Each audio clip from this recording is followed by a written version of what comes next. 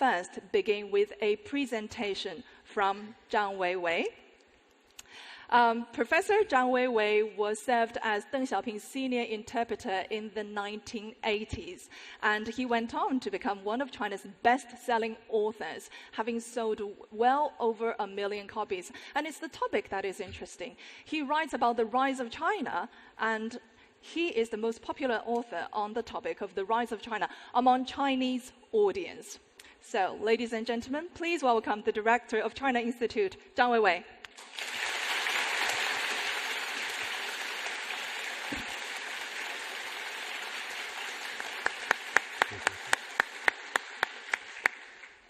谢谢大家的光临啊！感谢大家对观视频观察者网和中国研究院的支持，真诚的感谢。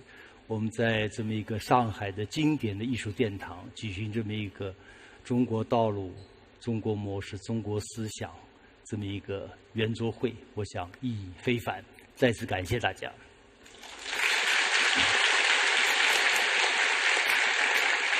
So, good evening.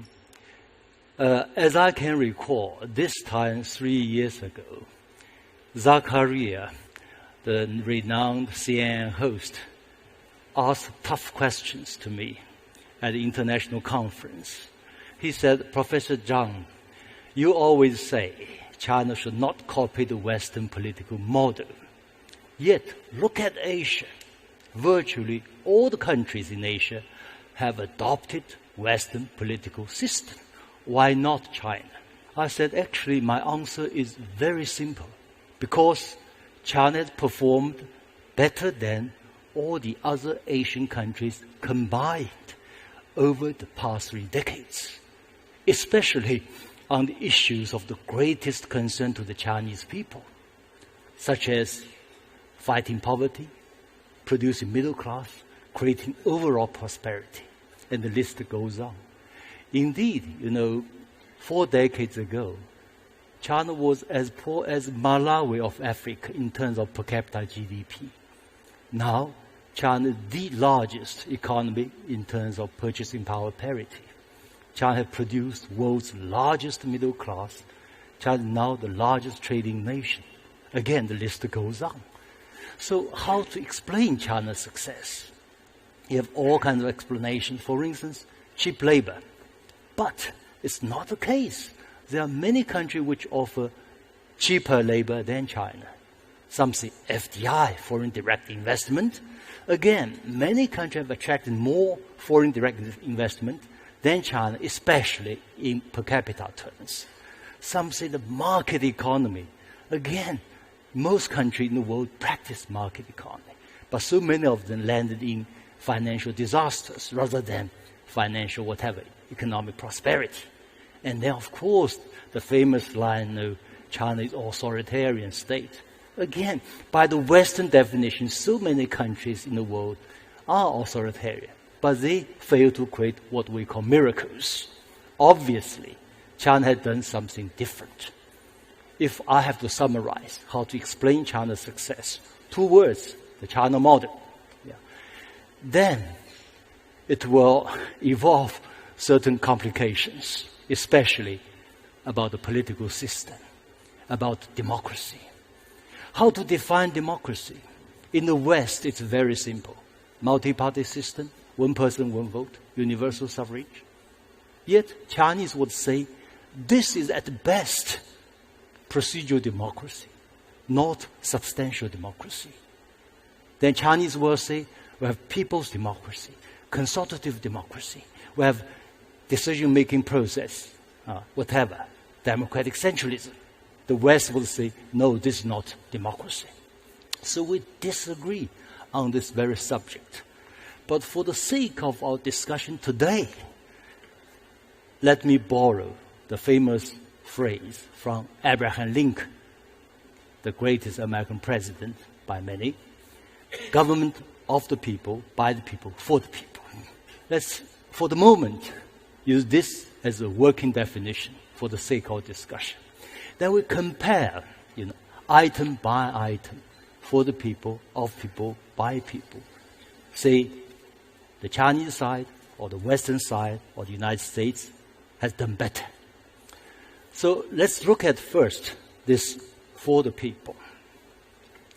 And I have found some interesting statistics. The first is, of course, the one I use very often, net household assets at median level. If you look at this United States figure, it's declining all the time. And by the year 2010, China's gap with the United States was already very close, $10,000. And this $77,300 as a median level in China's developed region, which has a population of the United States, 300 million, is closer to poverty line. So this enormous change of China's fate, especially vis-a-vis the fate of the United States. And they can look at another figure. To what degree you feel that your country is on the right track? If we look at this study by Ipsos, which is one of the largest opinion survey companies. In the case of China, 90% think the country is on the right track. In the case of the United States, 37%. In the case of France, 12%. Yeah. Then, of course, for the young generation, do you feel that you can live better than your parents? Again, for the Chinese, 82%. Yes. For the Americans, 33%. For France, for the French, 9%. Yeah, we cannot help it. So, in other words, at least we can see apparently, with regard to for the people, the China model has done better. Now, concerning of the people, if you look at the composition of China's public civil servants, 93% of Chinese civil servants come from ordinary families, ordinary backgrounds. Compared with the United States, let me quote from Stiglitz. United States now, of the 1%, by 1%, for the 1%. Yeah. Actually, it's not far from the truth. Yeah. Now, the most controversial issue is actually by the people. How to rule the country by the people. For the West, the solution is very simple. As I mentioned just now, one person, one vote, universal suffrage, multi-party system. That became synonym with rule by the people. Of course, now we know, wherever you go in the West, this problem of what we called, or they called, elect and regret. You look at the approval rating for the US Congress, it's less than 15%. Could you call this a democracy or rule by the people? It's a joke. No. So, if the West focus on procedures, the Chinese focus on more on substance, or the substance of democracy, which to my mind is good governance. In other words, we can even extrapolate from this. We should really usher in a paradigm shift from the so-called democracy versus autocracy to good governance versus bad governance. That will be able to explain much better the existing world today and world in the future. Under this kind of guidance, China has conducted gigantic and extensive experiments. For instance, in the political domain, we have tried what I called selection plus election. As I said on many occasions, for top leadership, be a member of this top leadership, usually you're required to work at least twice as the number one of province, which literally means you have governed over 100 million people before you could come to this top leadership level. So this is obviously a better system. Selection plus election is better than simply relying on election. You can look at this issue of what I call the decision-making process. China practices what you may call new democratic centralism.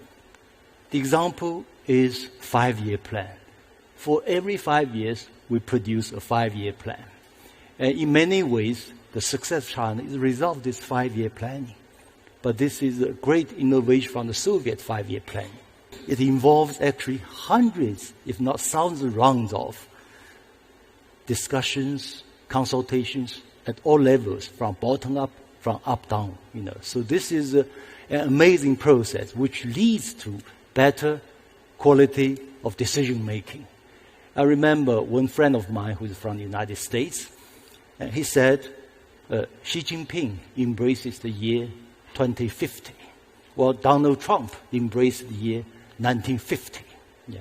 We can plan for next decades, plan for next generation. And this proved to be extremely good for the really fate of China.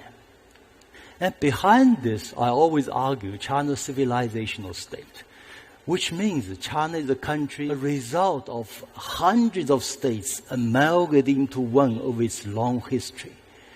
And this also means for so many thousands of years, China has been ruled under a kind of one-party system, you may call this, unified ruling entity. In many ways, the Communist Party of China has continued this tradition and has it further extended and developed. So that explains a lot why the CCP is a unique institution in China.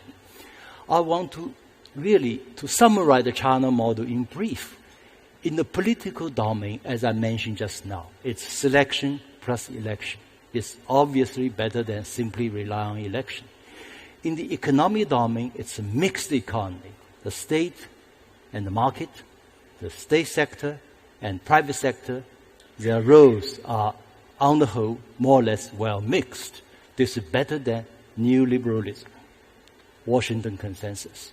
In the social domain, it is about positive interactions between the state and society, which allows Chinese society to be, on the one hand, extremely dynamic, creative, on the other hand, coherent.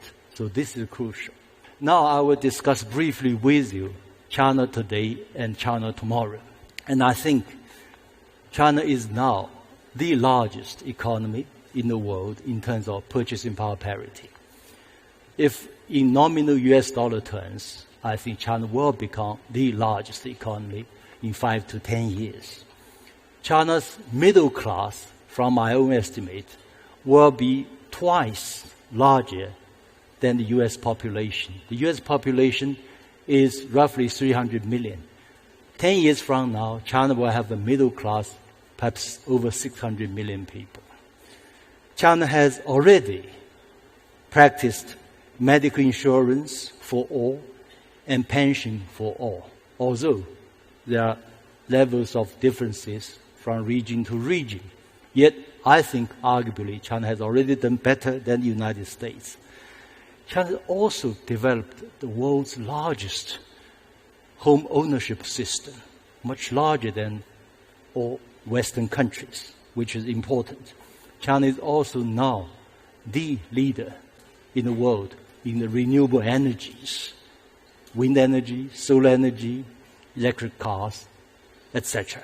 So what will be the implications of all this on global governance, which is our main topic today? I think, first, the China model will inspire more and more countries to explore their own model of development and modernization. Second, the international order will shift. It's already shifting from a vertical order in which the West is above the rest in terms of power, wealth, and ideas, to a more horizontal order in which the West and the rest are more or less on the par, on equal footing with each other in terms of power, wealth, and ideas.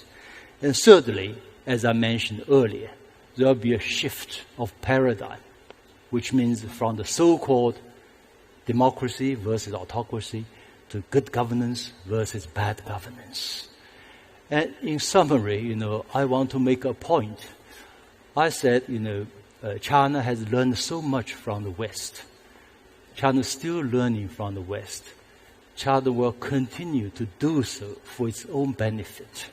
I think now it's high time for the West to learn a bit more about the China model, the Chinese approach, and the Chinese ideas, or even learn a bit from the China model, Chinese approach, and Chinese ideas. It's not about, we win, you lose, or you win, we lose. It's about how to really enrich our collective human wisdom in tackling all kinds of challenges facing humanity today. It's in the interest of mankind, in the interest of what we call to building a shared future for mankind, for greater peace and for greater prosperity. Thank you. Congratulations. Well done.